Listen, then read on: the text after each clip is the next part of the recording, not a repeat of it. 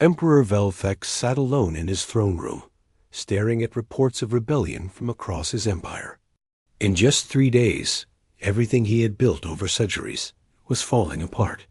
14 species had declared independence. 23 worlds had stopped paying tribute. His own military commanders were questioning his orders. The worst part was the humans. They were everywhere. His trusted advisors, his military experts, even his personal chef, had turned out to be human agents. For decades, they had been watching, learning, and preparing. War. Minister Drakter entered the throne room, his steps heavy with defeat. Your Majesty, we've received a communication from Earth. They want to discuss terms. Terms? The Emperor's voice was bitter. They've destroyed my empire, and now they want to negotiate? Perhaps we should listen, Your Majesty. Our remaining fleets report that human ships are appearing throughout the galaxy. They have technology we don't understand and numbers we didn't expect. In space near the Imperial capital, Fleet Admiral Grace Thompson stood on the bridge of the UES Victory, flagship of the Terra Armada. Around her ship, hundreds of human vessels hung in perfect formation. These weren't the hidden defense ships from Earth's solar system. This was humanity's true fleet, built in secret shipyards throughout the galaxy. Admiral Thompson was a tall woman with silver hair and calm gray eyes. She had spent 30 years preparing for this moment, and now it had arrived. Admiral, her communications officer said, we're receiving a response from the Imperial Palace. Emperor Velthuk agrees to negotiate. Good. Tell him we'll meet on neutral ground, the abandoned station at Kepler 442, and remind him that this is his only chance for a peaceful solution. Captain Joe Martinez commanded the diplomatic escort. Fleet, 12 ships designed to look impressive but non-threatening. He had trained as both a soldier and a diplomat, preparing for the day when humanity would need to negotiate from a position of strength. Captain, his aide said, the diplomatic team is ready to depart. Ambassador Park says she's prepared for any outcome. Joe nodded. Colonel Lisa Park had been chosen as humanity's first official galactic ambassador. She was smart, tough, and completely unimpressed by alien claims of superiority. 3 days later, the meeting took place on an old trading station that had been abandoned for decades. Emperor Velthuk arrived with his remaining loyal advisors, while humanity sent a small diplomatic team led by Ambassador Parkdot. The Emperor was shocked by what he saw. The human ambassador was a middle-aged woman who looked completely ordinary. She didn't have advanced technology visible on her body, no threatening weapons, nothing that screamed superior species. Yet this unremarkable-looking person represented a civilization that had just shattered his empire. Emperor Velthuk, Ambassador Park said politely, thank you for agreeing to this meeting. I believe we can reach an understanding that benefits both our peoples. The Emperor studied her carefully. Your people have destroyed my fleets, corrupted my advisors, and turned my empire against itself. What more do you want? Peace, Park replied simply. Humanity doesn't want to rule the galaxy, Your Majesty. We never did. We just want to make sure that no one tries to rule us. Then why did you infiltrate our society? Why did you prepare for war? Ambassador Park leaned forward slightly. Because we learned about you long before you found Earth. Our deep space probes detected your empire over a century ago. We studied your expansion pattern, your treatment of conquered species, your military doctrine. Everything we saw told us that you were a threat to our independence. War Minister Drakter spoke up angrily. So you decided to destroy us? No, Park said calmly. We decided to be ready if you decided to destroy us. And when your fleet arrived at Earth demanding surrender, our fears were confirmed. Emperor Velthuk realized the terrible truth. You never intended to hide forever. Of course not. Humanity has always been explorers. We want to travel the galaxy, meet new species, learn new things. But we wanted to do it as equals, not as conquered subjects. The Emperor looked at his advisors, then back at the human ambassador. What do you propose? Ambassador Park smiled for the first time since the meeting began. The Treaty of Soul, complete recognition of Earth's sovereignty, and humanity's right to exist as an independent species. In exchange, we'll help you rebuild your empire on a voluntary basis. Voluntary? No more conquered worlds, Your Majesty. No more forced tribute. Species join the empire because they want to, and they can leave if they choose. In return, humanity will share some of our technology and provide protection against external threats. The Emperor was quiet for a long moment. And if I refuse? Ambassador Park's expression became serious. Then your empire dies, Your Majesty. Not because we'll destroy it, but because it's already destroying itself. Half your species are in rebellion.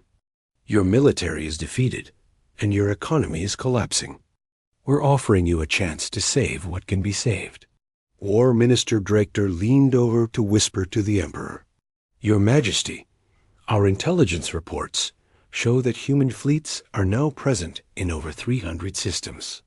They have allies among species. We considered completely loyal. We cannot win this war. Emperor Velfek closed his eyes and thought about the empire his ancestors had built. It had been based on fear and force, conquest and submission.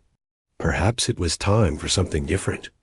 What guarantee do I have that humanity won't eventually try to conquer us? He asked. None, Ambassador Park admitted.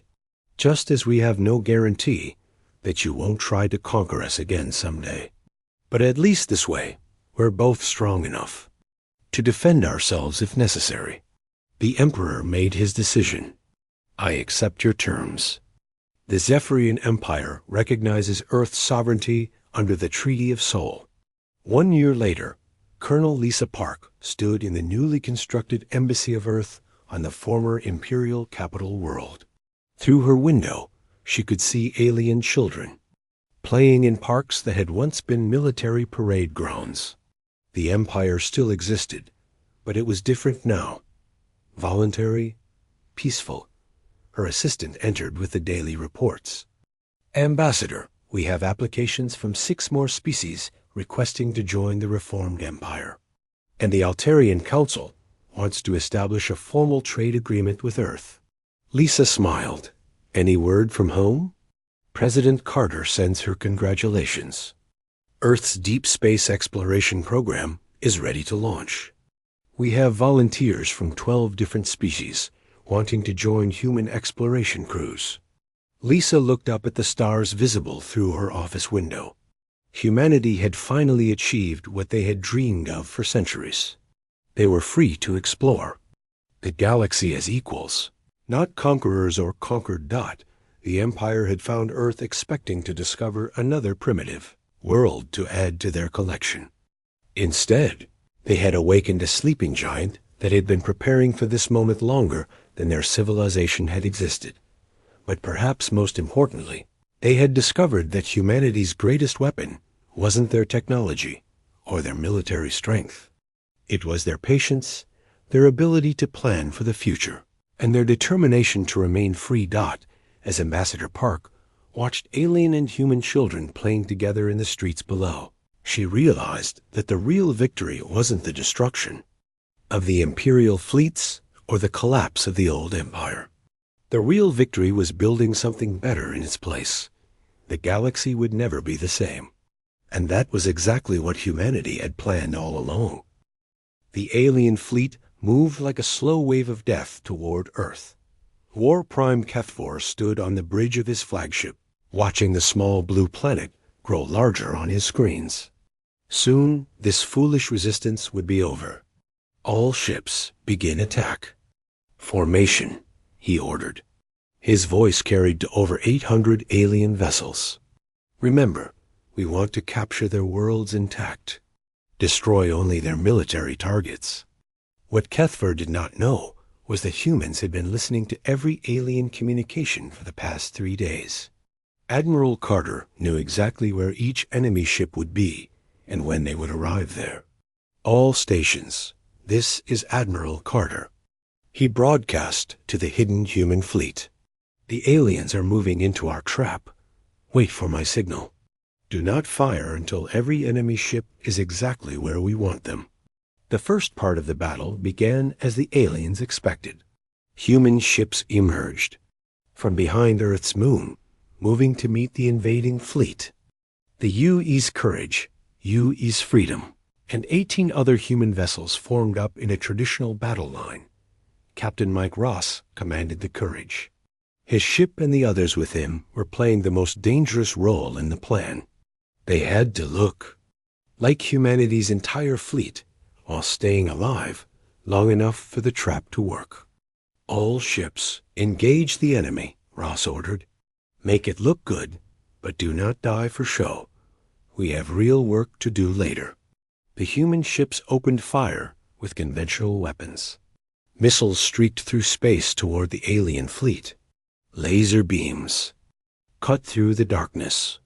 To watching alien commanders, it looked like a desperate last stand. Pitiful, said War Prime Kethfor as he watched human missiles explode harmlessly against alien shields. Their weapons cannot even scratch our armor. Press the attack. End this quickly. But Admiral Carter was watching something else. As the alien fleet spread out to surround the human ships, they moved into the exact positions he wanted them in.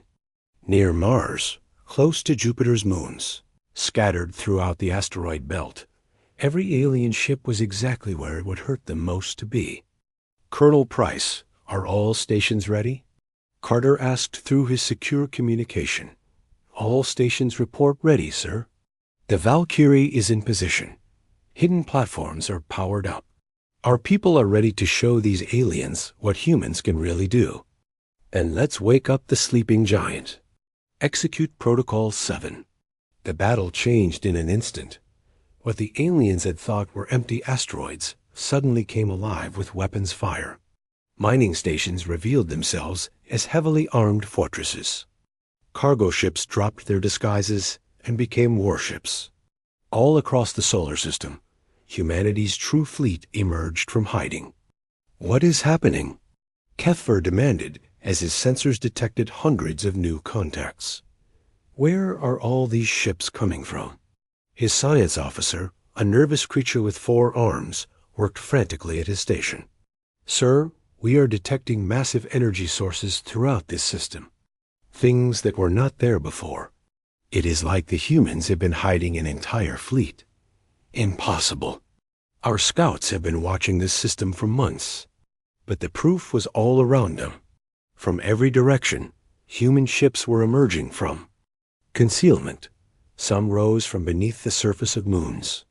Others detached themselves from asteroids, where they had been hiding. Still others simply dropped the fake outer hulls that had made them look like harmless cargo vessels. On Mars, General Kyle Brooks smiled as his hidden weapons came online. All Mars defense platforms, you are free to engage. Show them what we built while they were not watching. The red planet's surface erupted with weapons fire. Missile launchers that had been disguised as mining equipment sent swarms of projectiles toward the alien fleet. Laser cannons that had been hidden in fake research stations began cutting alien ships apart. In minutes, 12 alien vessels were destroyed or badly damaged. Near Jupiter, Major Tom Hughes led a squadron of fighters that seemed to appear out of nowhere. His ships had been hiding in the gas giant's ring system, invisible to alien sensors. All fighters. This is Ghost Leader, Hughes called to his pilots. Time to show these aliens how humans really fight. No rules, no mercy, no quarter. Hit them hard and hit them fast. The human fighters moved like nothing the aliens had ever seen. They were smaller and faster than anything in the alien fleet, and they fought with a viciousness that shocked the invaders. Human pilots used tactics that broke every rule of civilized warfare, ramming damaged enemy ships, using debris as weapons, fighting in coordinated groups that struck and vanished like wolves. But the real shock came when the U.E.'s Valkyrie rose from the asteroid belt. The massive human warship had been hiding inside a hollowed-out asteroid for 20 years. When it finally revealed itself, even the human fleet was impressed. 3 kilometers long and bristling with weapons, the Valkyrie looked like death itself given form. Captain Roy Bell stood on the bridge of the great ship, watching alien vessels scramble to respond to this new threat. All weapons target the enemy flagship. Let's introduce ourselves properly. The Valkyrie's first salvo destroyed 3 alien dreadnoughts in seconds. The ship's main guns fired plasma bolts that punched through alien shields like they were made of paper. Its missile tubes launched swarms of smart projectiles that hunted enemy ships through space. Impossible. Kethver screamed as he watched his fleet being torn apart. How can primitive humans have technology like this? The answer came from Captain Jake Morrison, who had returned to his ship and was now in the middle of the battle. War Prime Kethver, this is Captain Morrison of the Earth Defense Force. You wanted to see human barbarism? You wanted to see what makes us different from your civilized species? Allow us to demonstrate. What followed was 6 hours of the most brutal space combat in galactic history. The aliens had expected to fight a traditional battle with clear rules and civilized conduct. Instead, they found themselves facing an enemy that used every dirty trick in the book. Human ships rammed alien vessels when their weapons ran out of ammunition. They used debris from destroyed ships as projectiles. They targeted life support systems instead of weapons, forcing alien crews to choose between fighting and breathing. They showed no mercy to ships trying to surrender and gave no quarter to damaged enemies. Lieutenant Emma Gray, serving as tactical officer aboard the Valkyrie, coordinated attacks that would have horrified any civilized species. Target there. Command ships first, she ordered the weapon crews. Cut off their communications. Make them fight as individuals instead of a fleet. The tactic worked perfectly. As alien command ships exploded one by one, the invading fleet lost coordination.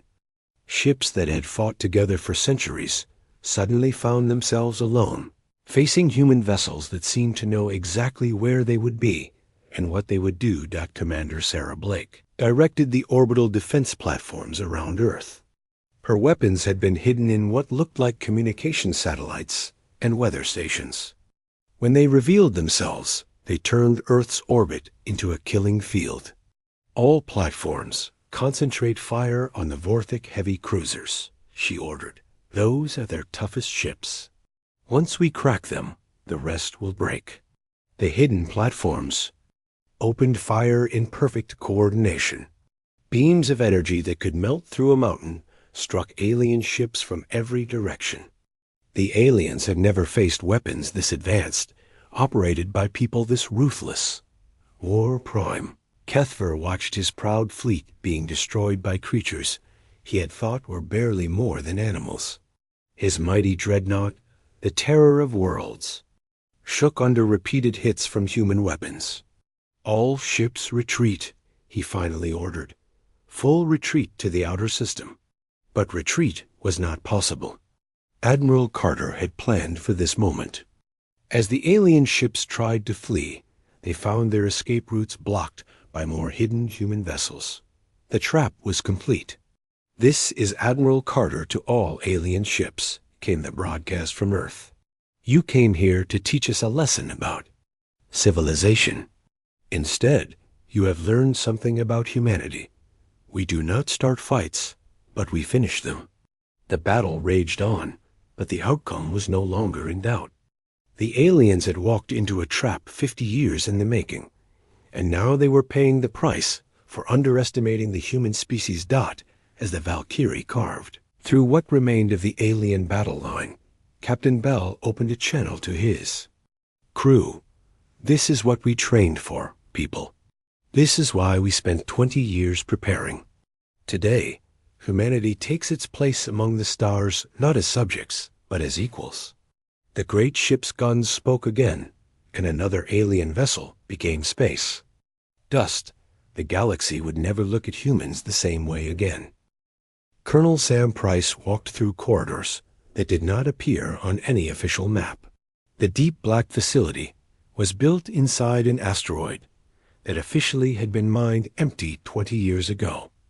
In reality, it housed humanity's greatest secret. Status. Report, Price said to engineer Kate Wilson as they reached the main control room. Kate looked up from her screens. She had spent 15 years designing the systems that filled this hidden base. Her hair was gray now, but her eyes still shined with excitement when she talked about her work. All primary systems are online, sir, she reported. The shipyards have finished their final projects. The defense platforms are powered up and ready, and the Valkyrie is preparing to wake up. Price nodded. The U's Valkyrie was the crown jewel of Protocol 7. For 30 years, teams of engineers had hollowed out a massive asteroid and built humanity's most advanced warship inside it. From the outside, it looked like space rock. From the inside, it was death itself. What about the other facilities? Price asked. Mars reports ready. Europa is at 90%. The Jupiter orbital stations are all green. Titan ... Kate smiled. Titan is going to surprise everyone. Price activated a wall screen that showed the current positions of all human assets. To most people, it would look like a normal map of the solar system. But Price saw the truth. Humanity had turned their entire home system into the largest trap in galactic history. Sir, called Commander Alex Park from his station. Incoming message from Admiral Carter. The aliens have started moving. The main screen showed the alien fleet changing formation. Instead of staying in their perfect sphere, they were grouping into attack formations. War Prime Kethver had apparently grown tired of waiting. How much time do we have? Price asked. 18 hours, sir. Maybe less if they decide to attack early. Price opened a communication channel to Captain Roy Bell, commander of the UES Valkyrie. Bell was one of the few people who knew the full scope of Protocol 7. He had been preparing for this battle his entire career. Captain Bell, this is Colonel Price. How is our big friend doing? Bell's voice came through clearly. She is beautiful, sir. All weapon systems are online. The crew is ready. We have been waiting for this day for 20 years. The waiting is almost over, Captain. Stay hidden until my signal.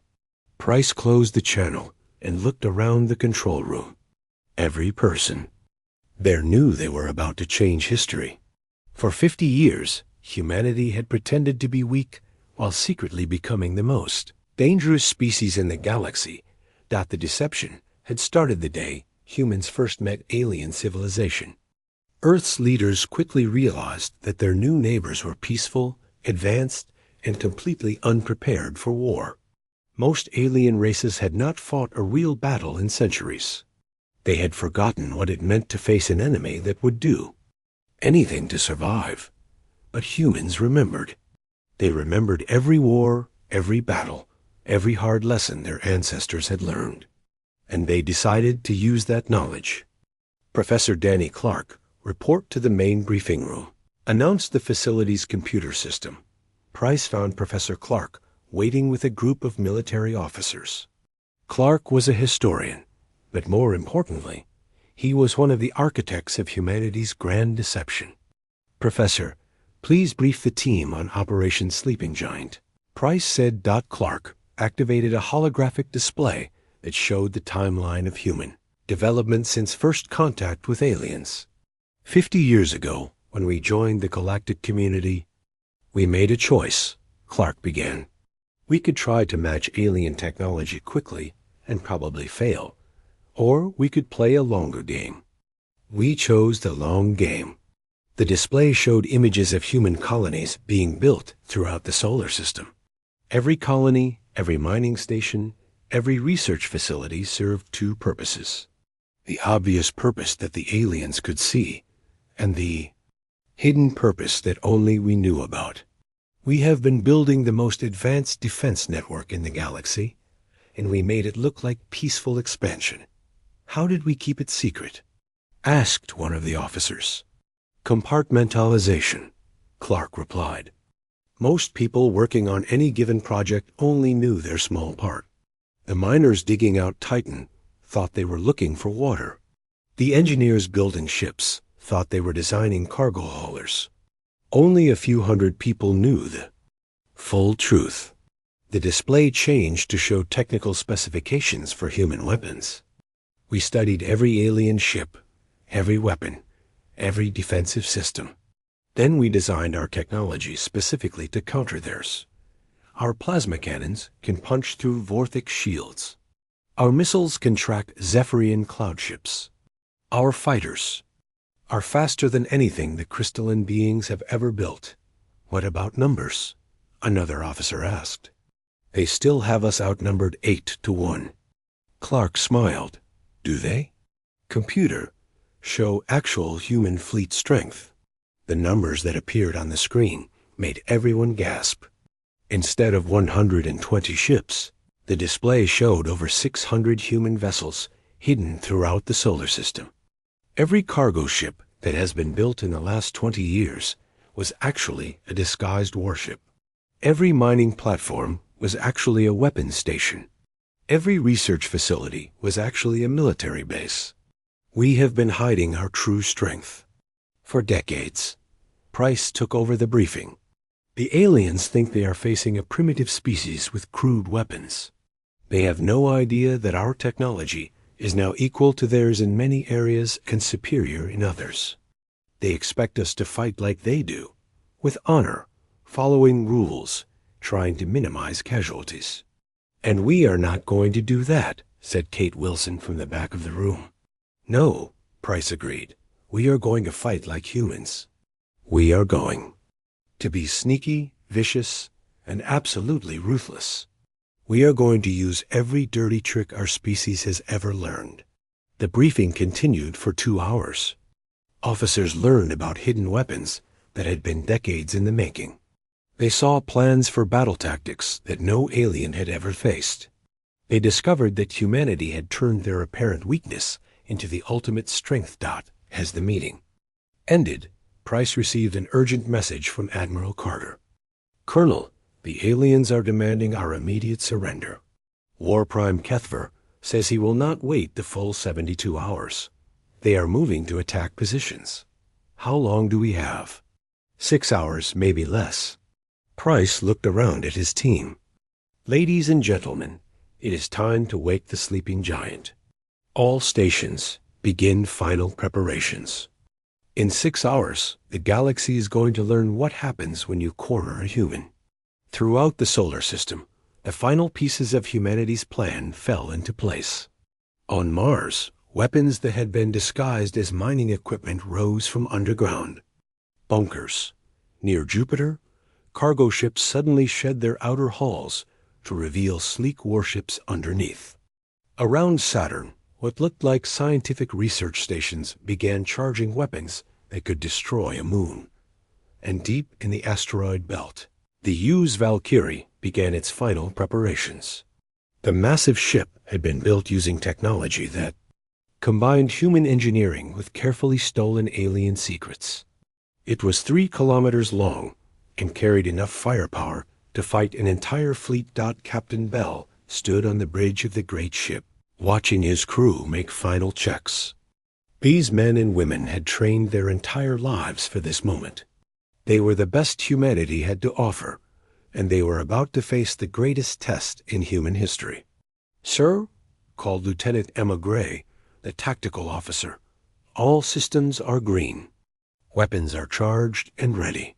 Engineering reports the fusion core is running at optimal levels. Thank you, Lieutenant.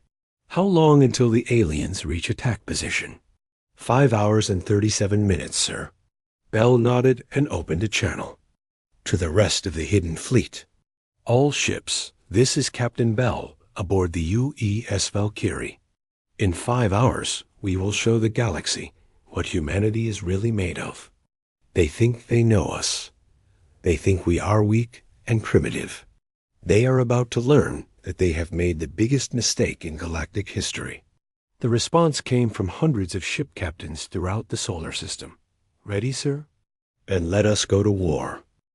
3 months had passed since the vote at the Grand Assembly. Admiral Ben Carter stood in the command center of Earth Defense Headquarters, watching the screens that showed the edge of the solar system. What he saw there made his stomach tight, with worry, but his face showed nothing. 800 alien ships hung in space just outside Pluto's orbit. They had arrived 2 days ago, and their message was simple: surrender or die. Sir, we have another transmission coming in, said Lieutenant Annie Shaw, the communications officer. He was young, maybe 25, and this was his first real crisis. Put it on the main screen, Carter ordered. The face that appeared was Nightmare made real. War Prime Kethfer of the Vorthic Empire had skin like black scales and eyes like burning coals. When he spoke, his forked tongue flickered between rows of sharp teeth. Humans of Earth, the alien commander said, his voice cold as space itself. You have 72 hours to accept our terms. All humans will leave Earth and relocate to the worlds we have chosen for you. You will give up your weapons and your ships. You will learn to live in peace under our guidance. Carter had heard this message 12 times already, but he let it play. Behind Kethfor, he could see the bridge of a massive alien warship. Everything looked advanced, clean, and deadly. If you refuse, Kethfor continued, we will demonstrate why the Galactic Coalition has enjoyed peace for 3,000 years. Your crude weapons cannot harm our ships. Your small fleet cannot match our numbers. Surrender now, and your species will survive. Continue your stubborn ways, and we will pacify your worlds by force. The transmission ended. The command center was quiet except for the soft sounds of computers and breathing. How many ships do they have now? Carter asked. 812, sir, replied Commander Alex Park, the fleet tactical officer. 17 different species are represented. The Vorthic brought the most, over 300 ships. But there are also Zephyrian cloud cruisers, Mentari, crystal ships, and at least 50 others we have not seen before. And our fleet? 120 ships, sir. Mostly frigates and destroyers. We have only 12 heavy cruisers. Carter nodded. On paper, it looked hopeless. The aliens had better technology, more ships, and weapons that could crack planets open like eggs. Any reasonable person would surrender. But Carter was not a reasonable person. He was a human. Sir, called Captain Nina Torres from the Deep Space Monitoring Station. We are getting reports from all our outer colonies.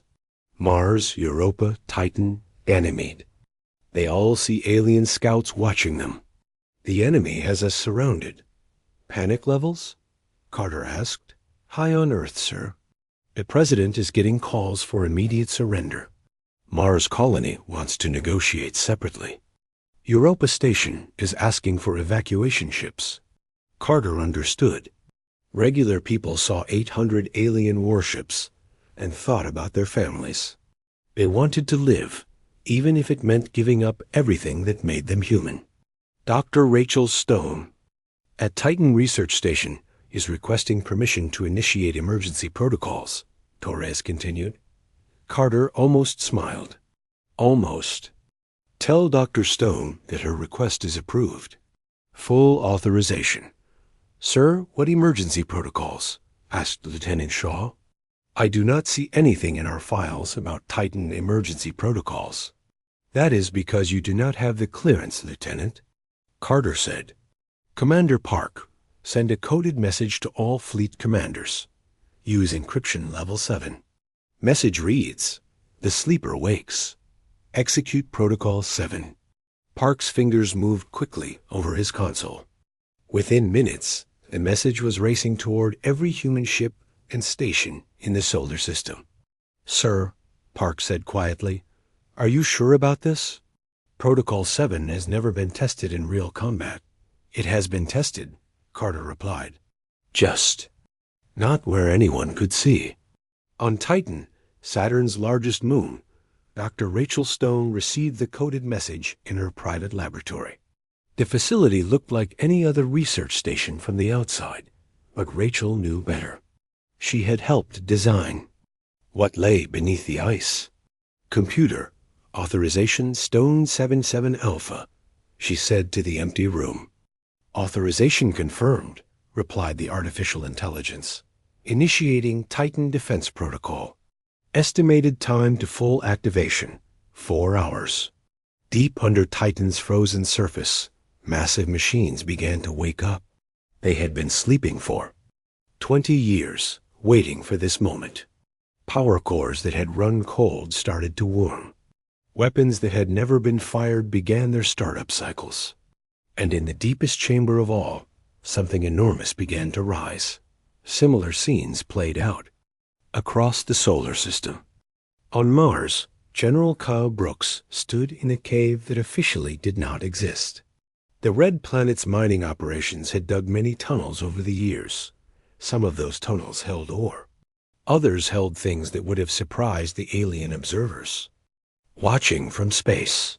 "All units, this is General Brooks," he said into his radio. "Begin Phase 1 deployment. We have 70 hours to be ready." All across Mars, mining equipment began to move. But the machines digging their way out of hidden chambers were not designed to mine rocks. They were designed to mine alien ships from the sky.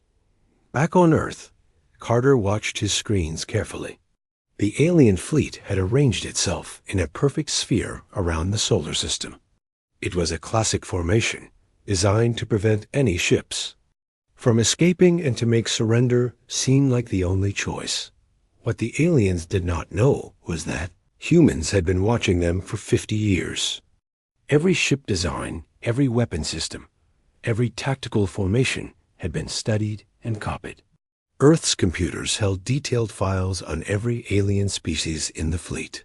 "Sir, incoming transmission from Captain Morrison," Torres announced. "He is returning from the Grand Assembly." "Put him through." Jake Morrison's face appeared on the screen.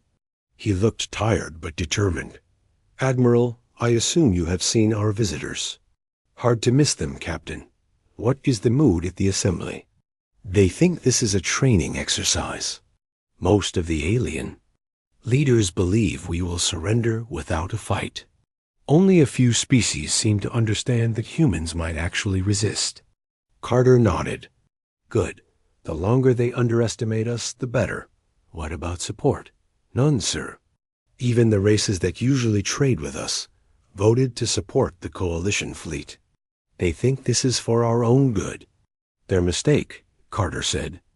"Captain, I need you to make one more diplomatic contact. Tell War Prime Kethfer that Earth requires the full 72 hours to consider the terms. Make it sound like we are preparing to surrender." "Understood, sir." "Buy you time for the final preparations." After Morrison signed off, Carter looked around his command center. Every person there knew they were facing impossible odds. The alien fleet could destroy every city on Earth without losing a single ship. But they also knew something the aliens did not. Humans had never been very good at giving up. "Sir," called Park, "I am getting strange readings from our outer system monitors. Energy signatures that do not match any known ships." Carter walked over to look at the data. On the screens, dozens of new contacts were appearing throughout the solar system. They looked like asteroids or debris, but the energy readings were all wrong. "Those are not asteroids," he said quietly. "Sir?" "Nothing, Commander." "Continue monitoring all channels. And get me a direct line to the President." It is time to let him know what we have been building out here. As Carter walked to his private office, he thought about the last 50 years. While the aliens had been teaching humans about peace and civilization, humanity had been learning other lessons. They had learned about war, about preparation, and about the price of freedom. The aliens thought they knew everything about humans. They had studied Earth's history, counted their ships, and measured their weapons. What they had not studied was the human soul. They did not understand that some creatures fight hardest when they have no chance of winning in 68 hours. They would learn. Carter activated his secure communication system and began making calls to people whose names appeared on no official lists. Men and women who had spent their entire careers preparing for a war that everyone hoped would never come. The war was here now, and humanity was ready. Captain Jake Morrison stood at the large window of the Grand Assembly Station. He watched the stars spin slowly outside. The space station was huge, bigger than any city on Earth. It floated in orbit around Kepler Prime, a world that belonged to no one. This was where all the alien races came to talk and make deals. Jake had been to many meetings before, but this one felt different. Today, the aliens would decide what to do about humans. He could feel it in his bones. After 50 years of being part of the galactic community, Earth was still treated like a child among adults. "Captain Morrison, they are ready for you," said Commander Lisa Hayes. She walked up beside him, her face serious. Lisa had been his aide for 3 years. She was smart and always watched everything carefully. Jake nodded and straightened his blue uniform.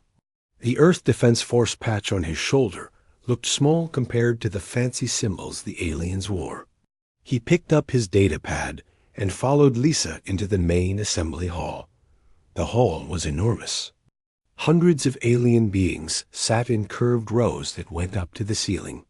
Jake had seen most of these races before, but they still amazed him. The Vorthik looked like giant snakes with arms. Their scales shined under the bright lights. The Zephyrians floated in the air, their bodies made of what looked like colored gas. The crystalline beings from Mentara looked like living diamonds. All of them were looking at Jake as he walked to the small human section. He felt like a mouse in a room full of cats. "The Assembly will now hear the matter of human expansion," announced High Counselor Murtana. She was one of the crystalline beings, old beyond measure.